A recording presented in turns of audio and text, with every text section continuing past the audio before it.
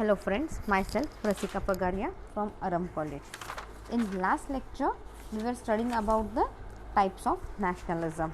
In that, we have completed certain types like ethnic nationalism, civil nationalism, expansionist nationalism, romantic nationalism, cultural nationalism, post-colonial nationalism, liberal nationalism. Did we start with the liberal nationalism? Yes, chalo. Liberal nationalism. Many nationalist movements in the world are dedicated to national liberalization in the view that their nations are being persecuted by other nations and thus need to exercise self-determination by liberating themselves from the accused preceptors. See, बहुत से nation क्या हो रहा है in the world में, क्या हो रहे हैं, they are dedicated to national liberalisation. They try to adopt the national liberalisation. क्यों? ताकि उनका सेल्फ डिटर्मिनेशन वगैरह वो सब अच्छे से प्रिजर्व करके रख सके. Anti revisionist Marxist Leninism is closely tied with this ideology and practices example including Salatin early work Maxim and the National Question and the Socialism in One Country edict, which declares that nationalism can be used in an international context, that is fighting for national liberalization without racial or religious divisions. See, यहाँ पे क्या हो गया, many nationalist see where we were by other nation and thus need to exercise anti revisionist like Marxist, ये क्या है, is closely tied with the ideology, ये इस आइडियोलॉजी से क्लोजली टाइड है. And practical examples include Stalin's early work Marxism and national questions and his socialism in one country edict. इससे क्या clear होता है, nationalism can be used in the international context. से nationalism जो है ये अपन इंटरनेशनल कॉन्टेक्स्ट में यूज़ कर सकते हैं, that is fighting for national liberalisation without any racial और रिलीजियस डिवीजन. सी, आप नेशनल लिबरेशन के लिए फाइट कर सकते हो, राइट. इट कैन बी, ये जो नेशनलिज्म है ना, it can be on the international level also without any racial और religious division. Left wing nationalism. Left wing nationalism, also occasionally known as socialist nationalism, refer to anti-political movement that combines left-wing politics with nationalism. See, left-wing nationalism क्या है? It refers to any political movement that combines left-wing politics with nationalism. Notable example includes Fidel Castro's 26th of July movement that launched the Cuban Revolution, ousting the American-backed Fulgencio Batista in 1959, Ireland's Sinn Féin, Labour Journalism, Israel and the African National Congress in South Africa. See, notable इनका example क्या है, left wing nationalism के example क्या है, जो federal Castro ने जो movement launch की थी, that is known as the Cuba revolution. Then America में हुआ था एक, इसराइल में एक हुआ था, and then African National Congress in South Africa में हुआ था. Liberal nationalism. Liberal nationalism is a kind of nationalism defended recently by political philosophers who believe that there can be a non-xenophobia form of nationalism compatible with liberal values of freedom, tolerance, equality and individual rights. See, liberal nationalism क्या है, ये kind of nationalism है जो defended recently, जो political philosopher defend करते हैं. क्यों? क्योंकि वो बिलीव करते हैं there can be a non xenophobia form of nationalism, जिसके अंदर क्या है, फ्रीडम, टॉलरेंस, ये सारे वैल्यू है ना अच्छे से यूज़ नहीं होते. Equality, individual right, tolerance, freedom, ये वैल्यूज़ अच्छे से यूज़ नहीं होते यहाँ पे. Then Ernest Renan, author of Qu Quine Nation, and John Stuart Mill are often thought to be clearly liberal nationalists. See, Ernest Renan, author of Quine Nation, and John Stuart Mill, ये दोनों को क्या बोलते हैं अपन, they are the early liberal nationalists. Liberal nationalists often defend the value of national identity by saying that individuals need a national identity in order to lead meaningful, autonomous life, and that liberal democratic polity need national identity in order to function properly.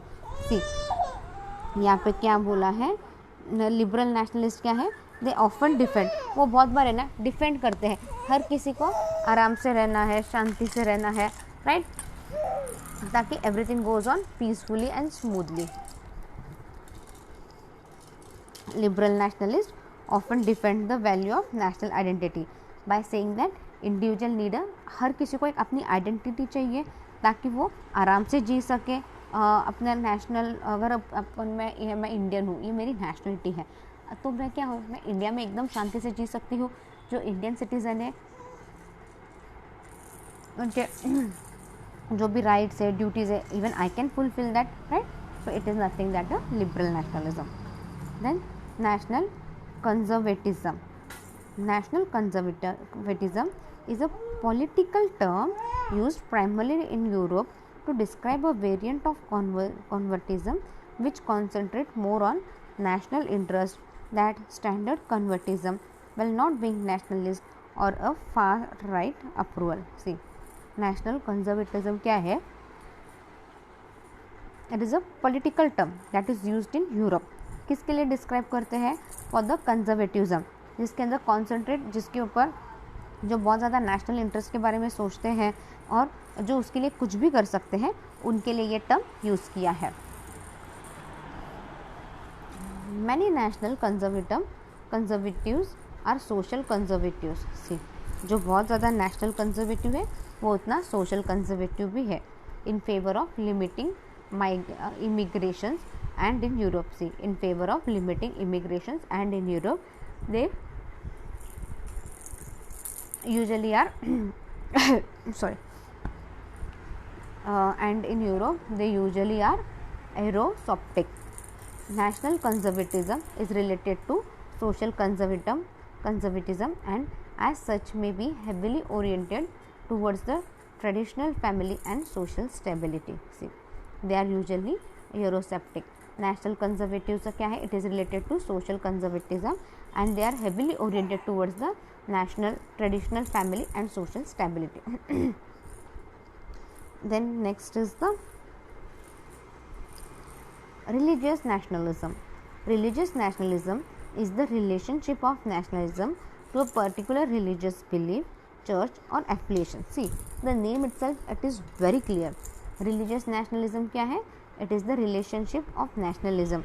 It belongs to some particular religion, belief, church or something affiliated to all this, such affiliated to religion matter and all. This relationship can be broken down into two aspects: the politicization of religion and the converse influence of religion or politics. See, this relationship can be broken down into two aspects, right? First is the politicization of religion and the conserved influence of religion on politics.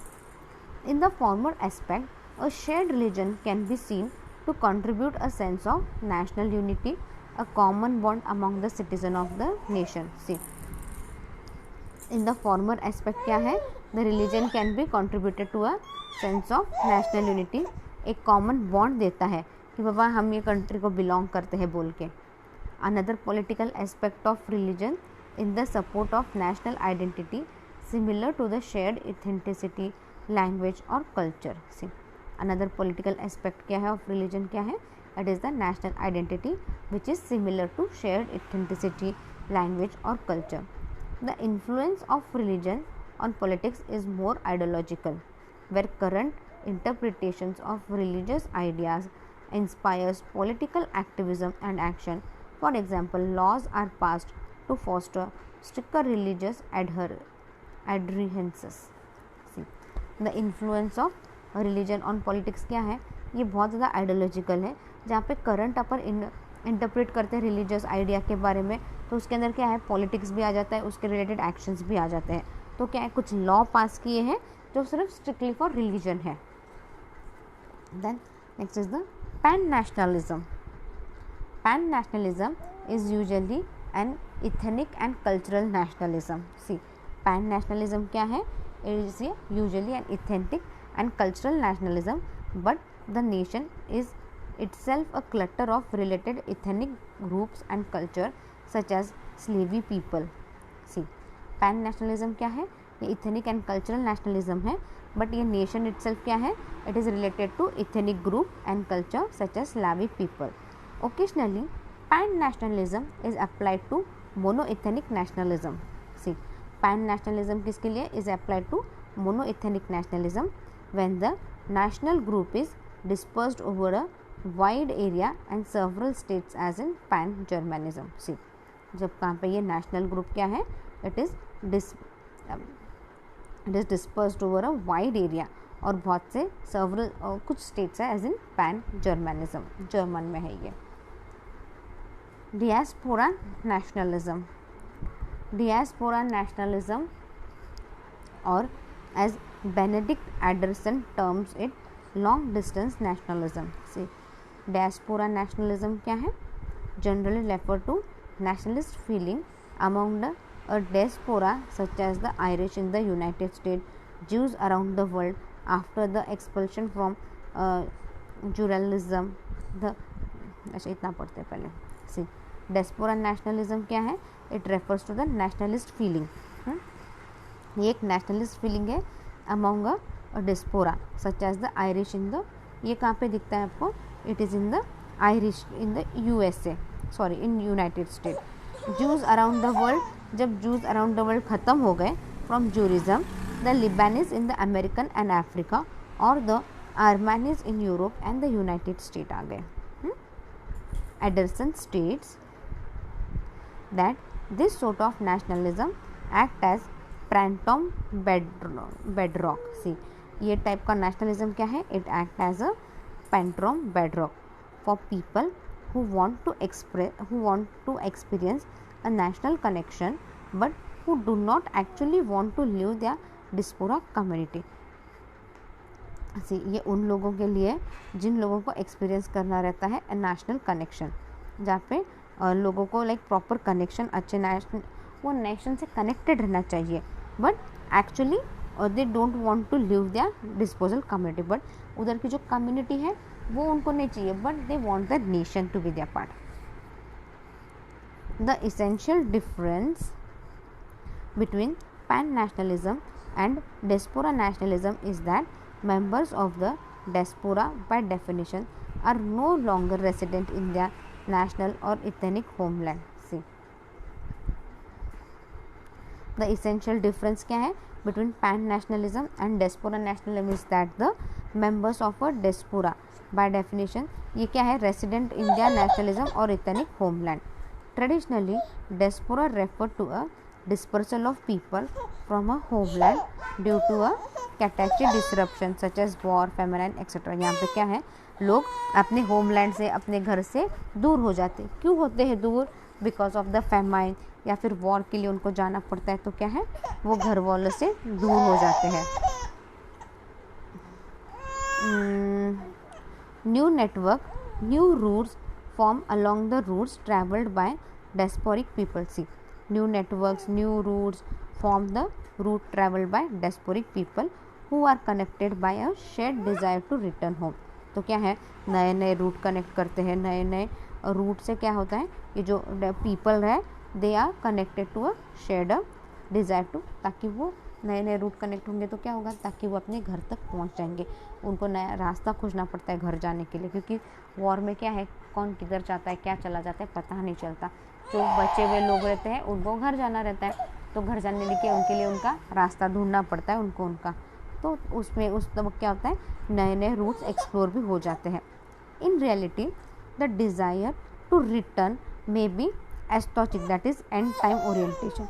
ये last में ये काम करता है और में not occur in any foreseeable future, या फिर वाता नहीं है इन फॉरसिनेबल फ्यूचर में.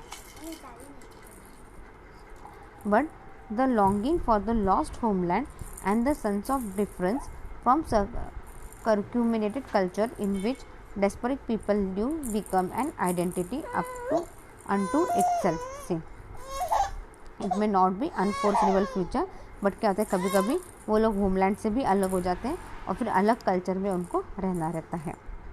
Next is the aggressive nationalism.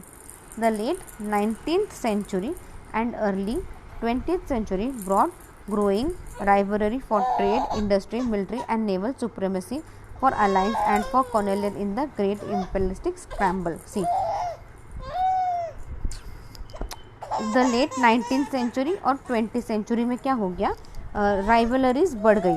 अभी जैसे जैसे ट्रेड, इंडस्ट्री, मिलिट्री, नेवल बढ़े, अलायंस बढ़े, नए नए कॉलोनीज आए, तो क्या हो गया है, वैसे ही क्या हो गया, राइवलरीज भी धीरे धीरे बढ़ गई। It made nationalism aggressive and militant and thus became one of the cause of the first world war. सी, अब इन सब की वजह से क्या हो गया, हर every nation became aggressive and it led to the first world war that 3 empire destroyed. See, Australia, Hungary empire, right, and Krasnia empire and Ottoman empire. तो फिर 3 empire हो गए यहाँ पे, Austro Hungarian empire, क्रेस्निया empire and Ottoman empire. Totalitarian nationalism. The first world war followed by the rise of fascism in Italy, Germany, Japan and Spain. See, the first world war कहाँ से गया, सबसे पहले Italy से हुआ। Italy में था fascism था, German, Japan and Spain. Fascism being totalitarian returned nationalism, also in totalitarian more powerful and encompassing brutal through in theory and international and anti-colonial gospel has also acquired in practice in nationalist character. See, fascism भी क्या है यहाँ पे, fascism भी totalitarian return nationalism, ये क्या है, एक नेशनलिज्म रिटर्न है जिसमें क्या है, सब कुछ, हर कोई पावरफुल बनना चाहता था, इसके लिए वो कुछ भी करने के लिए तैयार थे, वो किसी का कॉलोनी एंटी कॉलोनी रूल पे भी जा सकते थे and all. It can therefore be spoken of another form of totalitarian nationalism. अब यहाँ पे क्या है, अपन एक और चीज़ के बारे में बात कर सकते हैं, that is the totalitarian nationalism. Nationalism in USSR and the People's Republic of China has become more restless and aggressive. See, अब ये totalitarian nationalist कैसे आया, जब फर्स्ट वर्ल्ड वॉर चालू हुआ तब भी आया. क्या हुआ, फिर जो नेशनलिज्म इन यूएसएसआर थे और जो चाइना के लोग थे वो क्या हुए, they become restless and they become more aggressive, right. So totalitarian nationalism regards the state or nation as the supreme instrument of powers to that the rights of the individuals are subordinated. See, totalitarian nationalism क्या है, it is regarded as a state or a nation of a supreme instrument of powers to that rights of the individuals are subordinated. Then the last point is the integral nationalism. It is the characteristic form of the 20th century nationalism. See, it is the characteristic form of the 20th century nationalism. It is however different from the 19th century nationalism. See, ये क्या है, ये वैसे भी different है from the 19th century nationalism. In order to suppress violence and killing of humanity through nation is still an ultimate point of reference for political loyalty and action. See, in order to suppress, ये violence, killing, ये सब रोकने के लिए क्या है, ये एक तरीका है, और पॉलिटिकल जो भी फेज अपना चल रहा है, पॉलिटिकल लॉयल्टी एंड एक्शंस लेने के लिए क्या है, ये सारा ज़रूरी है यहाँ पे. The idea behind this nationalism is what is good on my nation is good for the world. अभी आइडिया क्या है इसका, इंटीग्रल नेशनलिज्म का, जो मेरे नेशन के लिए अच्छा है वो पूरे वर्ल्ड के लिए भी अच्छा हो सकता है. Under its impact a nation aspire to turn the whole world into the image of single country. See, अगर आप ये एस्पायर रखोगे, ये व्यू रखोगे कि बाबा जो मेरे नेशन के लिए अच्छा है वो पूरे वर्ल्ड के लिए अच्छा है, ये नेशन रखोगे तो क्या होगा, टाइम नहीं लगेगा कि बाबा वो नेशन के लिए जो होल वर्ल्ड है it turns into a single country, जो पूरा वर्ल्ड है वो एक सिंगल कंट्री में टर्न हो जाए. H.T. Morgenthau terms this phenomena as nationalistic universalism. See, H.T. Morgenthau terms this phenomena as nationalistic universalism that claims for one nation and one state the right to impose its own valuation and standards of action upon the other nation. See, इससे क्या होगा, एक nation एक state क्या करेगा, जो भी rights है, जो भी वैल्यूज़ हैं, वो जो भी उसके स्टैंडर्ड ऑफ एक्शंस है वो दूसरे नेशन पे भी लागू करने की ट्राई करेंगे. So we have ended here types of nationalism. In next lecture we'll be studying about the progressive and recreationary nationalism. See, ये छोटा ही point है. It's okay, we'll study this in the next lecture. Meanwhile, इतना आप पूरा ध्यान से पढ़ो ये सेकेंड चैप्टर, जितना सिखाया उतना ध्यान से पढ़ो. If you have any doubt, just mail me on my mail ID. My mail ID is Rasika, RASIKA .Pagaria PAGARIYA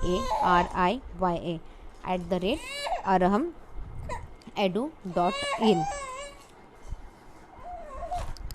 Thank you.